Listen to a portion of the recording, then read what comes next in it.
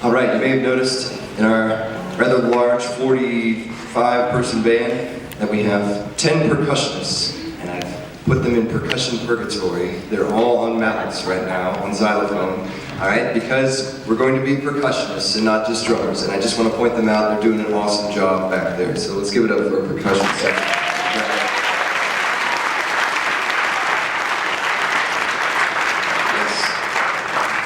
All right, before we play our final tune this evening, I just want to thank Mr. Millard for all his help that we kind of team teach and collaborate on our 7th grade groups. We'll pull out kids and work with them in smaller groups and things like that.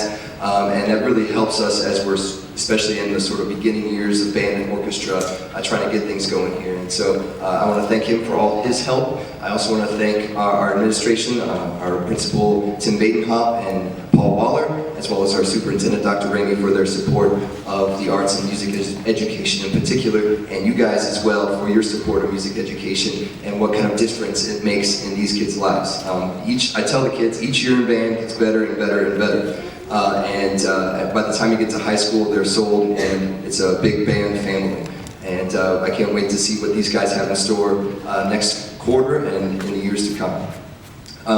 One thing I do want to point out as well, that if you enjoyed the jazz band, and if your kid enjoyed the junior high jazz band, since we don't have 7th grade band 3rd quarter, if they want to keep the band going, they're free to join up with our junior high jazz band. We're starting over with some new music once the new year starts, and we rehearse Tuesdays and Thursdays at lunch at 12:15, and the more the merrier. So if they want to keep playing during that 3rd quarter where they don't have band, come on by the band room at lunch, and we'll welcome them in. So our last tune that we perform this evening is one that these kids really enjoy. It's fast and loud and aggressive, as you can tell by the title, and we hope you guys enjoy it as well. Here is Antagonist.